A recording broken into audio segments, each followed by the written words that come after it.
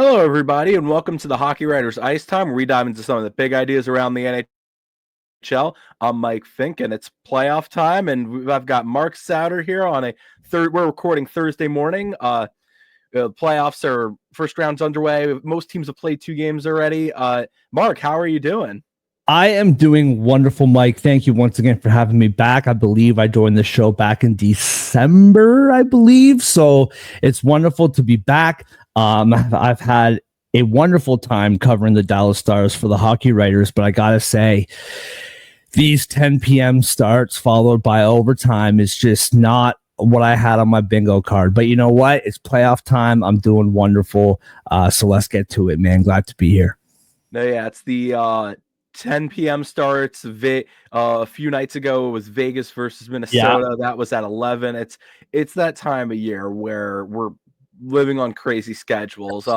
But so it goes, and we're here for it. And it is sleep deprived as we might be. We wouldn't trade it for anything. And everyone's 2 games in pretty much, or every series is either 2-3 games in, except for Florida, which for some reason is taking months to unravel. But it's other than that, every game we've got a few games under a belt. We don't have enough to say, okay, there's definitive answers about what's going on in each series, but there's a decent amount that we've seen so far. And I think one of the things I want to look at with the playoffs is the overall themes that we have so far. And one of the questions I have is not necessarily who's made the biggest impact, but what are you noticing, whether it's elite goaltending or teams that are scoring or whatever, what's a theme that you're seeing so far that's made a difference in the first round?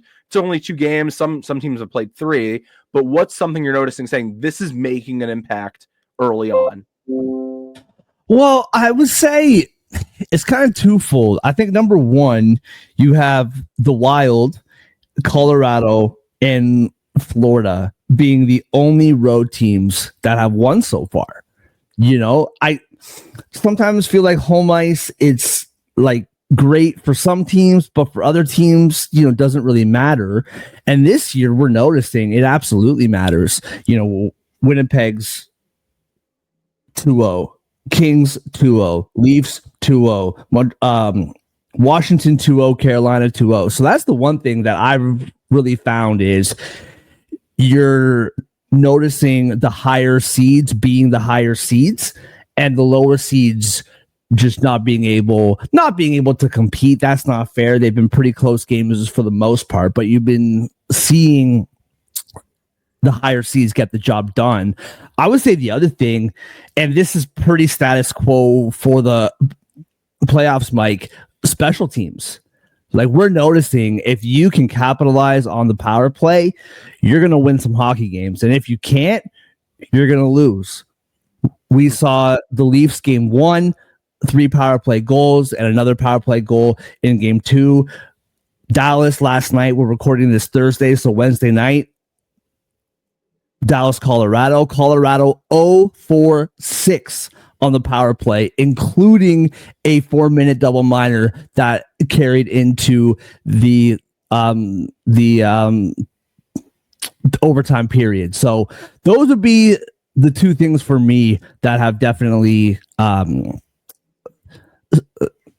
stood out the most, for sure. It's so interesting that as much as I like to say, okay, what am I learning new? It's the same things that you look in previous seasons and you're like, this is what makes an impact in the playoffs. It's teams that don't make mistakes / teams that do make mistakes.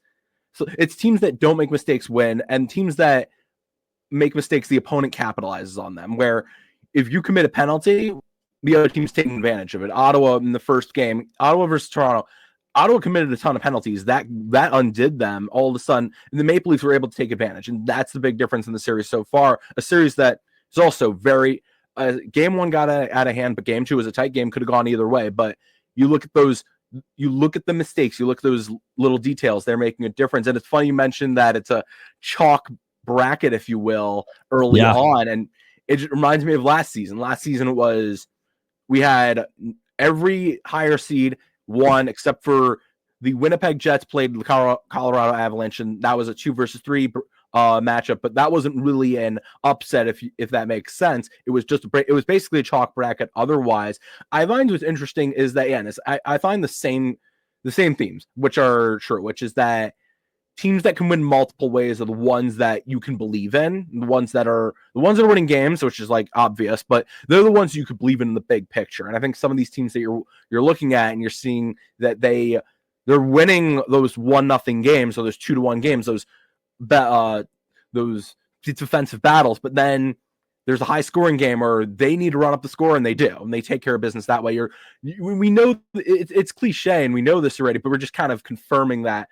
I think what's interesting, and this is one I think could be unique to the season. I want to hear your thoughts on this, which is that in a league where goaltending has been down, where all season goaltending's been an issue. It's been an issue for a lot of teams. I don't think we're seeing the elite goaltending separate itself, but we are seeing poor goaltending stand out, especially in this first round. And I think what's interesting is that you're seeing some teams that it's like, yeah, they don't have goaltending, and it shows. I mean, you could look at with Edmonton, they're down 2-0, and it's like, yeah, they do not have the goaltending to compete. You have a few other teams in that mix, but I kind of wonder if in this season particularly where goaltending has struggled across the board this season. There's very few elite goaltenders. The elite goaltenders haven't necessarily stood out per se, but the ones that aren't good have really struggled, and it shows, and they're getting exposed. So I kind of want to hear your thoughts on this. Maybe if you're noticing this early on, and you're just like agree with that, or just or what your takeaway on that so far is. 100%. I think specifically Stuart Skinner with the Oilers. That is a massive, massive conversation, and rightfully so. I think there's a couple different things. Number one, not number 1, 2, 3, as in that's the order, but just as they come to my head. Bouchard on the back end. That guy, his offensive potential is through the roof, and his defensive liability is equal. Like it's pretty crazy to me. But with playoff hockey, and like you hear this from people who know much more than I do, basically say you need the goalies to make the saves that they need to save, and a couple ones that they're not supposed to save, right? That's postseason hockey when it comes to goaltending.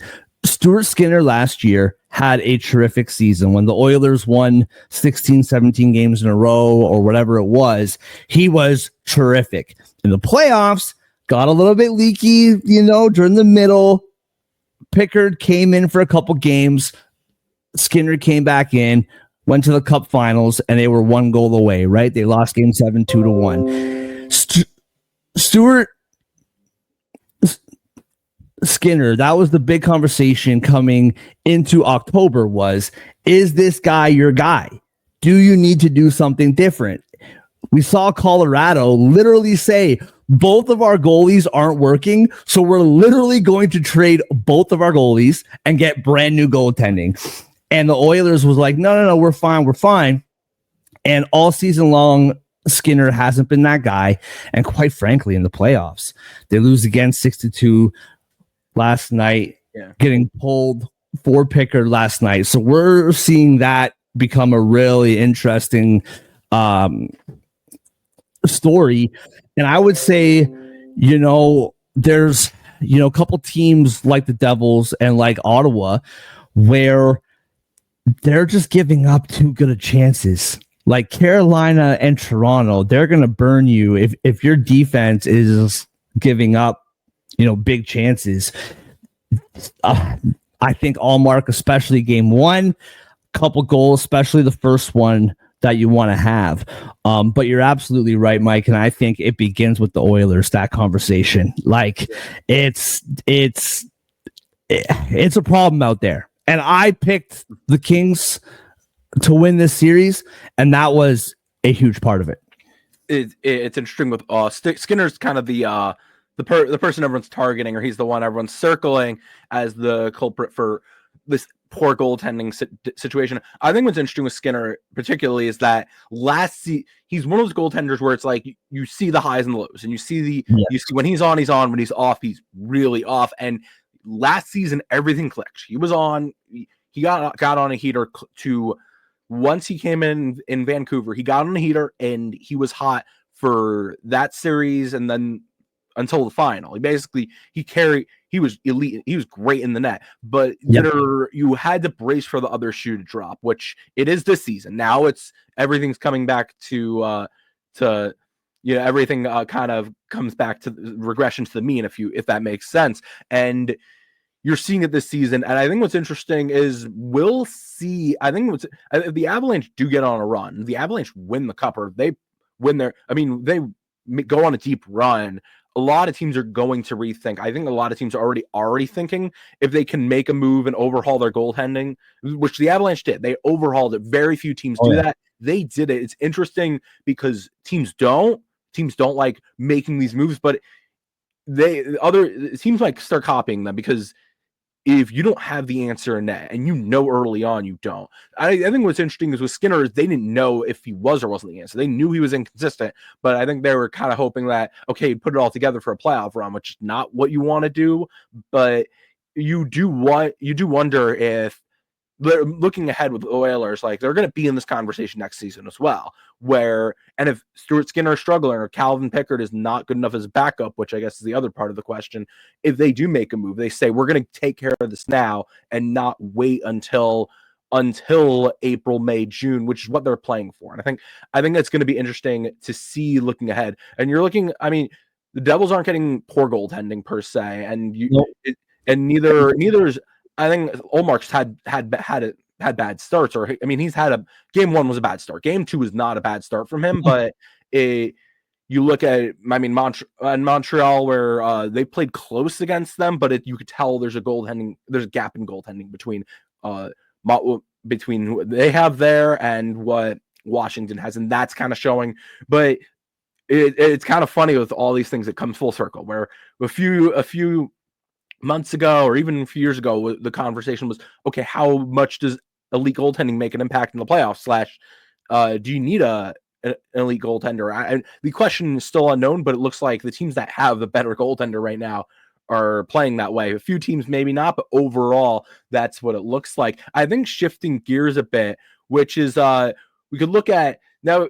That's the overall big themes, but I kind of want to focus on some players that have made an impact so far. And there's a handful. You could pick out like a few players that it's like, okay, they've really made an impact in their series, or they're the reason they're leading their team in the series. So I'll ask you this, which is which player or players you're noticing early on have made the biggest impact, whether it's in their series or just a big impact overall that's going unnoticed, but the value they've had 2 games into their series, or sometimes even 3, because I think one series is 3, but other than that, it's 2 games into the first round. Yeah, I just want to say one thing super quickly. Everybody knows that McKinnon is one of the best players in the league. I think most people say McDavid. I think some people say McKinnon, and you can pick one. And honestly, whatever one like you want. Watching McKinnon every night since I'm covering the Dallas Stars, holy moly, that guy is so good. Like playing 10 minutes more than any other forward last night. Just so good. And I just wanted to get that out there. He is just stupid how good that guy is. But the first thing that I think of would be the Jets, because I think a lot of the conversation, and rightfully so, was about Connor Hellebuyck, talking about goaltending, right? Yeah. Connor Hellebuyck gives up something like 24 goals in 5 games against Colorado last year. The Jets, very good regular season team for the second time in a row. We saw what happened last year. I believe their previous time in the playoffs, they also lost in 5 games. So last 2 playoffs, 2 wins, 8 losses in their last 2 playoffs. Connor Hellebuyck's been great. Little shaky, bit of a nervous, first 30 minutes for Jets fans in game 1, but Hellebuck's been terrific. Kyle Connor and Mark Scheifele have gotten the job done there.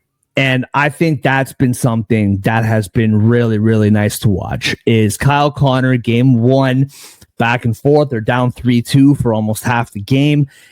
Tied up 3-3, and with a minute and a half left or something like that, Kyle Connor gets the job done. Does it again the other night. 2 game-winning goals in 2 games for Kyle Connor. That to me has been absolutely huge. You flip it over to the East. I know I'm wearing a Maple Leaf hat on. I'm not trying to be whatever, but specifically game 1 and the conversation with Toronto is always the big boys, right? They never get it done during the playoffs. Matthews and Marner and Nylander. Actually, Nylander's been pretty good. Tavares. The big boys, come playoff time, the big boys have to step up. Well, they have so far through the first couple games. For me, I guess to kind of put a bow on this, I would say with Washington too. I think like Ovi's been phenomenal through 2 games. And go back to goaltending, Logan Thompson, who had a terrific season, didn't play for the last few weeks, was kind of shaky, goaltending, leaking some oil heading into the playoffs. He saved that game last night. That third period was all Montreal, and Logan Thompson completely shut the door with a couple, good luck chimes from the post as well. But to me, like my eyes go to the Jets and they go to the Leafs. The big boys for those 2 teams have absolutely done what they had to do. I'll also say, this will put a bow on it. Minnesota Wild, man. I do a show, right? You do podcasts. Everybody is Vegas and 5, Vegas and 6, Vegas this, Vegas that, me included. So I'm putting myself on blast here too. Kaprizov, that guy has been shot out of a cannon to start the playoffs. And those big boys for that team have done what they had to do to go back to Minnesota, tied 1-1. Jack Eichel, really good player. Where you been, bud? He's at 0 points. The big boys for the Wild, they're doing their thing right now. So I would say those 3 teams, those players probably jump out to me the most. Yeah, the big surprise is Jack Eichel's had 0 points so far. Yeah. He's the type of player that usually can take over a series and does, and he hasn't gotten hot yet. Maybe that's a good sign for Vegas that their best player has not taken over the series, not even been a factor yet, but it's a split series. That Vegas versus Minnesota series, it's just I forgot just how good Kaprizov was, and I think a lot of us did because he played early on, but he's been hurt. And we forget the pace he was on was a Hart Trophy caliber pace, and the offense for Minnesota really does go. It goes with him. Where when he's on the ice, that offense is one of the better ones in the league. When he's not, it falls apart. I mean, there are some teams that you don't want to be star dependent like that, and they are. And it's going to be interesting because I said after game 1 with the Wild, it's like they don't have enough firepower outside of Kaprizov. It's Kaprizov, Matt Boldy, Marco Rossi. You have a few players there that are playing well and putting up a lot of points and really carrying the offense. But after that, it falls apart. How sustainable that is a different story. But you just look at how impactful Kaprizov has been so far, and it's like he's having. And he's the reason that the series. He's one of the reasons that the series is tied. It's they are not the better team, but they're tied and they could easily pull off the upset. I think circling back to the Jets, it's funny you mentioned Kyle Connor. He was the first player that stood out for me. It's not just him, it's him and Mark Scheifele, who I think they've combined for 9 points. 9 points through 2 games. I think they have a combined 4 goals between the two. And what's big with those two is that obviously the question was, can the Jets win with offense? Can the Jets win a high scoring game when they're trailing 3-2, which they were in game 1? Can they come back and win with offense? They've proven that. But the other big question is can your how good are your star players? How elite is your elite talent? And I think when you need your star players to find goals where there aren't, and that's the big thing. Kyle Connor, he's a scorer, and scorers find ways in the big games to find the back of the net, and he has. It's 2 big games. He's finding the spots in the offensive zone, and he's taking advantage of that shot, and it's really stood out. It stood out early on. I'll throw one name out there, and this one I feel like you have more insight on, which is we overlook him. We've overlooked him multiple times. I think we've overlooked him so many times that now, okay, we just looked at him. We just know that he's good. To the point, like, yeah, we've acknowledged that he's good and he's carrying his team. And that's Thomas Hartley, which is which with Miro Heiskanen out, he's had to be the number one defenseman, and he had the talent all along.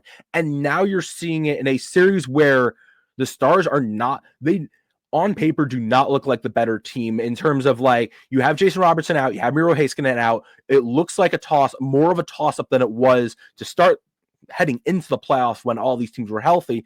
Now the Avalanche are healthy and getting healthier with Gabriel Landeskog coming back, and the Stars needed that elite talent on their team to step up and carry them. And some of them have, some of them haven't, but you're noting Thomas Hartley's the one that you could pinpoint and say, okay, just he's doing it all. He's playing, I mean, obviously the ice time, which thanks to, I think it was the overtimes that have happened. It's an uptick in ice time, which like by default will happen, but he's become that number one defenseman that they've leaned on. And it's why they now have a 2-1 series lead. And it wouldn't surprise anyone if they pulled off the upset. And people say, how could they pull it off? They just don't have the players anymore, and they stumbled into the playoffs. Well, the talent that's still there is still good enough, and the main guy there, it's Thomas Hartley, who's really he's done it all for this team, and you see that. So I just kind of want to get your quick thoughts on Hartley as we shift gears a bit. Oh man, I'm super glad that you mentioned him, because I think he first kind of got his love league wide at the Four Nations when he played for Team Canada, right? Dallas fans know him and love him. Dallas is kind of the place where star players just do their thing and no one really talks about it. I think Miro Heiskanen this year, and I could be wrong about this is just my memory, I feel like this year he's getting a lot of conversation league-wide because he's out and how much of a difference he makes for that team. But up until this year, you know him, but who watch it like it's like Dallas, right? Like, and so a lot of people I don't think really realize this guy is one of the best defensemen in the NHL. He's gone now. Enter Thomas Hartley. Thomas Hartley has done a couple things right from when Miro went out. The first and foremost for me is on the power play. The way that he moves the puck and shoots the puck often from the point just creates chaos. You had Dallas bottom 5 power play heading into January 1st, 2025, heading into the playoffs from January 1st on, or sorry, from January 1st to March 22nd, they were top 5. And so he was huge on the power play, and you have seen that so far in this playoffs. And I'm right there with you, man. The way he moves the puck, the way he makes sound defensive decisions, once again on the power play, a lot of conversation with Miro, and rightfully so. I really did feel like that the defense, it's okay. It'll be okay. If they can survive what they have survived, right? They're up 2-1. There's rumors Miro might come back for game 4 on Saturday. He's been doing morning skates, but he hasn't practiced with the team, so we'll see what kind of happens with that. But I'm right there with you, man. Thomas Hartley and Lindell as well. Shout out to him. That guy played basically 9 minutes of penalty kill time yesterday. The whole 4-minute power play for the Avalanche, basically Lindell played the whole thing. So those two guys have been holding it down defensively. Labushkin's fit in nicely. Cody's been okay. CC, that is, he's been okay. But you're right, man. Hartley, enough can't be said about the guy. And it really began, I think the Four Nations did something to him, man. Like, he was already really good, but I think his recognition that he got worldwide on the Four Nations tournament, that's just kickstarted something that's carried right through the playoffs. It's finally that tournament for sure put a lot of stars in the spotlight, and he was one of them. I think it's just that it's the fact that now that he's asked to be the number one player, and he's been just that. I think what's interesting is another interesting part on that is that you always hear these teams, or at least you hear fans of certain teams, we can't have two of the same type of defensemen. We can't, if we already have a two-way defenseman, whether it's Quinn Hughes or Cale Makar or whoever it is, when you already have that defenseman, we want someone who's a stay-at-home options around the mat, and you do. Most of the time you do, but a lot of people say you don't want two of the same types of, whether it's a scoring defenseman or having that two-way skill in your lineup. And well, if you're the Stars, you'd probably say otherwise, because I mean, first of all, the injuries, it helps. Now you have someone who could take on that role and operate everything, and just basically and you can pick up where you left off. But two is you can never, these types of players are hard to find. You can never have enough of them. And I think it's always interesting because you have a finite amount of cap space. You can only spend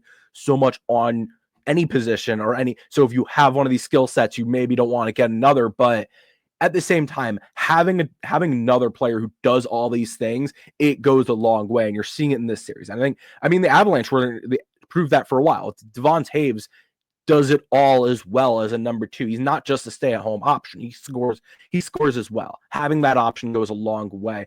It's interesting because when we were talking about the players, we talked about two of the teams. You kind of highlighted the Maple Leafs and you highlighted the Jets.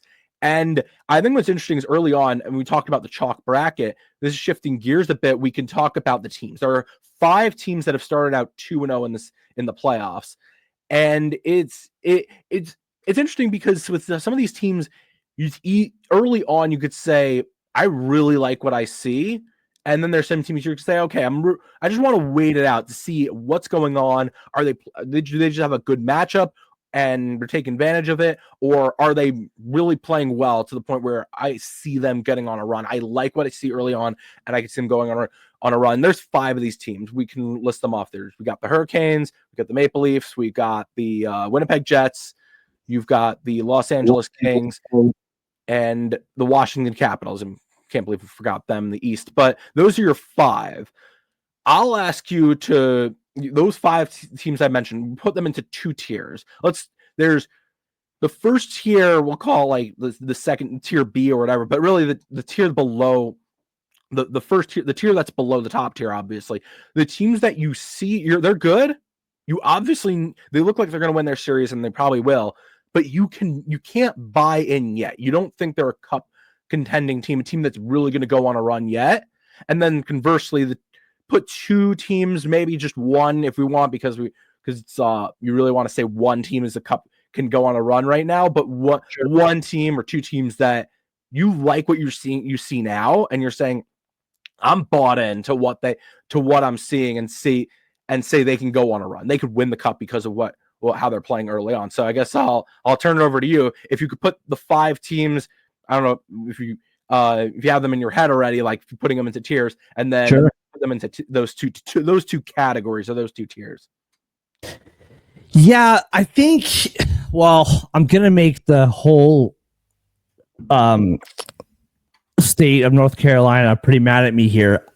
I've been doubtful of Carolina all year long. I know that they have a very, very strong team. I know that they've had like a good season, but there's just stretches with that team where I don't really know what they are, and I don't really trust it. The goaltending specifically, listen, Freddie Anderson, when he is on, that guy is on. When he's off, very off, but he's also hurt a lot. Like, I would be surprised if we don't see both goaltenders play at some point for Carolina. That kind of bothers me. So the Devils, like, listen, like, big Sheldon Keefe guy, I think long-term the Devils look good. The Devils are banged up right now. Don't have Jack Hughes. A couple other guys went out game 1. I just think they're outmatched here. And so Carolina, okay, you're winning the series 2-0. I just don't. I actually, because you got to pick one upset, like upset before the playoffs start, right? You can't go chalk all the way. And I picked the Devils in 7 games, and that is immediately a wash now. So I don't really trust what we're seeing from Carolina. Just because they're up 2-0, that's fine. Washington is the interesting one where it's like very underrated. for being a number one seed in the East. Like, very underrated for whatever reason. I think I like this team, what they did in the summer. I thought what they added to the team was a perfect risk reward situation. You add, Pierre-Luc Dubois, see where the chips fall. I thought Logan Thompson was an incredible signing. That guy played lights out for Vegas last year. But this team barely made the playoffs last year. Their goal differential was like minus 1,000. And now all of a sudden, boom, they're number one seed. Their goal differential is amazing. How much of that can we trust? I think we can trust a fair amount of it because they've been doing it all season long. The biggest thing with Carolina and Washington for me, and Mike, maybe you disagree, but this is just like how I see it. It's the path for me. For the Leafs, if they beat Ottawa, I think the winner of the Eastern Conference going to the Cup final is the winner of the second round in the Atlantic. That's what I see. If it's Toronto and Florida, Toronto, Tampa, whoever wins out of those three teams, whoever survives, I think that team's going to the Cup final. So that's where I would put those three teams on your tier. In the West, I mean, Winnipeg and the Kings, you got to put those teams in that top tier, right? I think Winnipeg, it's hard because Winnipeg has had a terrific start. The Blues have been right there. They probably should have found a way to win game one. Game two was, quite frankly, one of the best hockey games I've ever seen. Like, that was just so physical, so back and forth. What a terrific game two was. The Kings, I just felt like they outmatched the Oilers right from puck drop, and whoever wins that series plays the winner of Vegas and the Wild, and I think the Kings could absolutely beat both those teams. So I would definitely put the Jets and the Leafs in that top tier. I think with the Leafs, there's a lot of question marks when it comes to the fan base, just because of what we've seen over the last 9 years. But I'm telling you, I watch all of these teams every single night, and this is a different Leafs team. I would put the Jets and the Leafs for sure. I think the Kings I would put in there, and I would have Carolina and Washington in that second tier. You have three teams in the top tier, which I think it's a little interesting. You have three, but the Maple Leafs are the borderline team, because I think obviously if you removed the Toronto and the Maple Leafs from this team, you just made up a team for them and said they're 2-0 in the series against the Ottawa Senators. They took care of business easily in game one, where, I mean, that was a game, obviously it's got out of hand. It's hard to judge a team based on that. And then they battled and won in overtime. I think in game two, if you took away the team name from it, we'd probably put them in the same category as all the other teams. Just the fact that it's Toronto, and they've got one playoff series victory in Austin Matthews, John Tavares. In this era of Maple Leafs hockey, they've only have one playoff series victory, and it's the fact that they haven't won the cup since 1967. It's kind of poor analysis on that we just as hockey people do, where we're like we take the team and we say, oh, you're this team, you can never win because you're this team, and it's like, okay, well, how are they playing? And they're playing well. I think. Well, one thing, just real quick, sorry, it's the path for me. Like, in the West, dude, like, if the Jets win, they're playing Dallas or Colorado. If the Kings win, they're playing Vegas. And then whoever wins those two series have to play. Like, that West is an absolute gauntlet. And for the Leafs, if they can get past round two, I think the path is right there for the Stanley Cup final, because quite frankly, Carolina and Washington aren't Colorado, Dallas, Vegas. So that's kind of where I was coming from, but I 100% get what you're saying as well. I mean, this is the thing. They're a different team. I think you're talking about the bracket. I think that's actually the biggest thing that I would hold against them, is that they are going to play Florida or Tampa Bay next. And that it's a completely different matchup in so many ways from what they're facing now. And that's the biggest thing I'd hold against them, where Ottawa's the new kid on the block. They look like an inexperienced team in this series.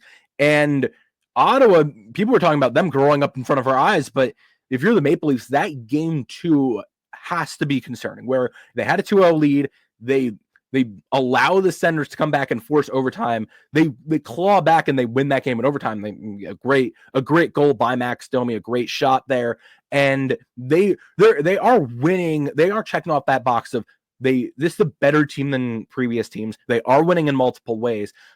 I think I'd want to see more. I still, because that game 2, you could see Ottawa bouncing back now in game 3 based on how they played there. And if Toronto starts playing in a hard fought series again, we're having a different conversation with them. I just a little bit want to pump the brakes on them. This is the best Toronto team I've seen since covering the NHL.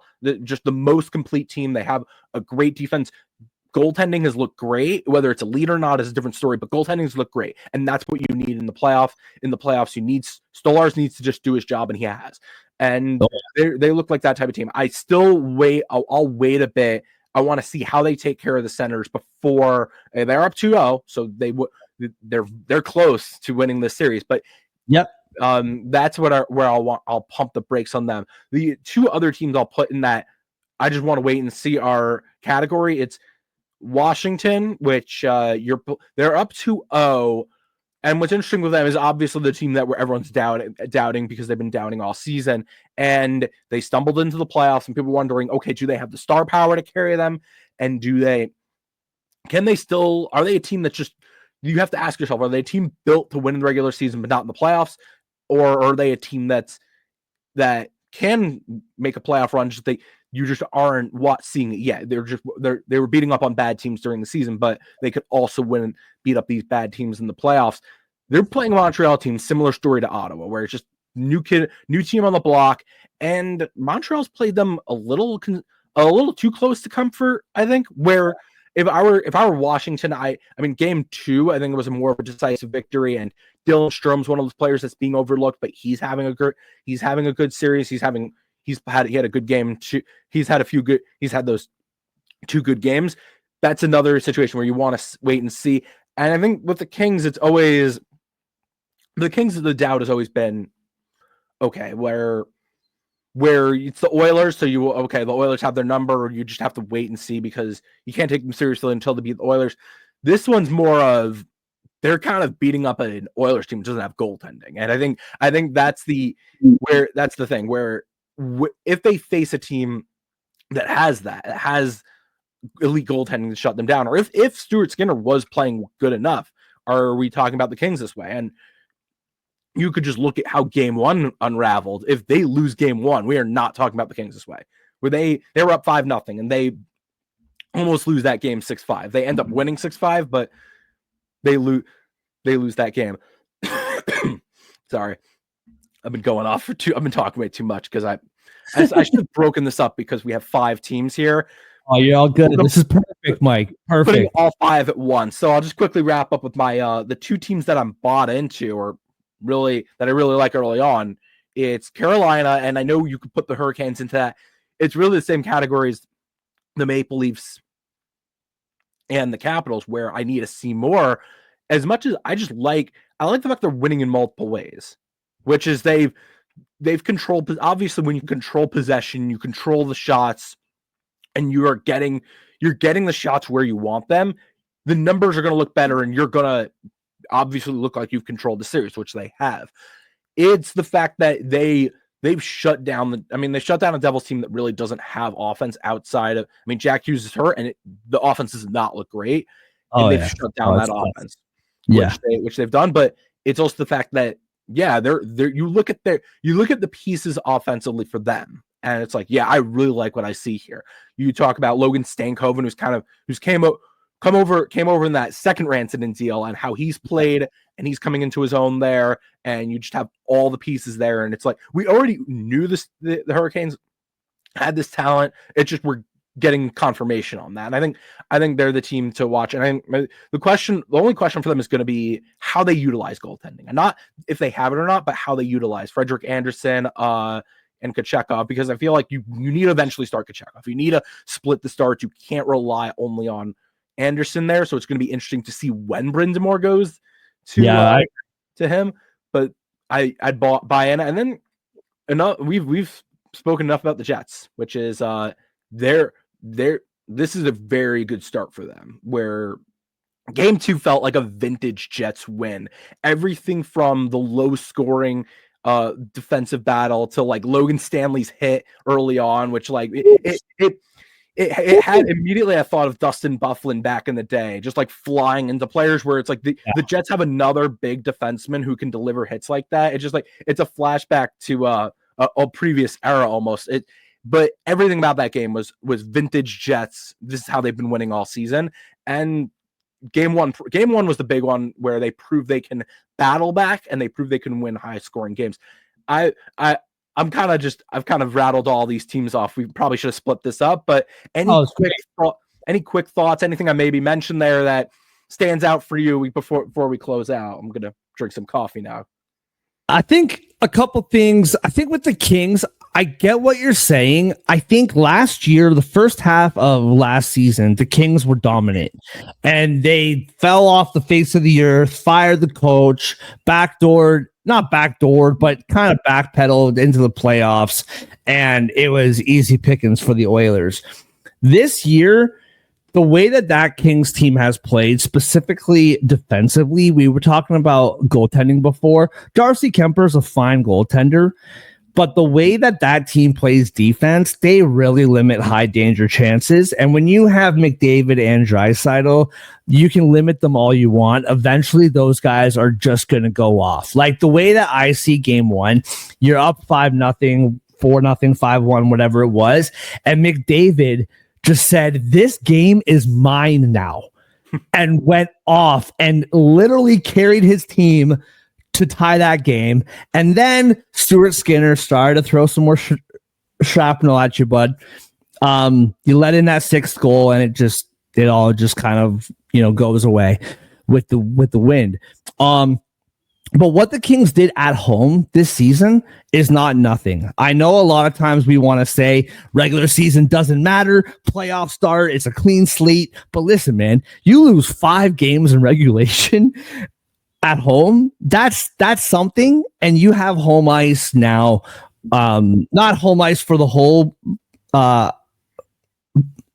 playoffs, but I really trust that. And I think with the Hurricanes, like you said, man, Hurricanes, very good team.